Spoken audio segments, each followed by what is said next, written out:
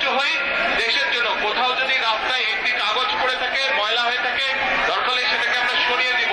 এইভাবে ছোট ছোট করে কাজ করার মাধ্যমে আমরা দেশটাকে গড়ে তুলে আসুন। আর এখন আমি সকলকে অনুরোধ করব,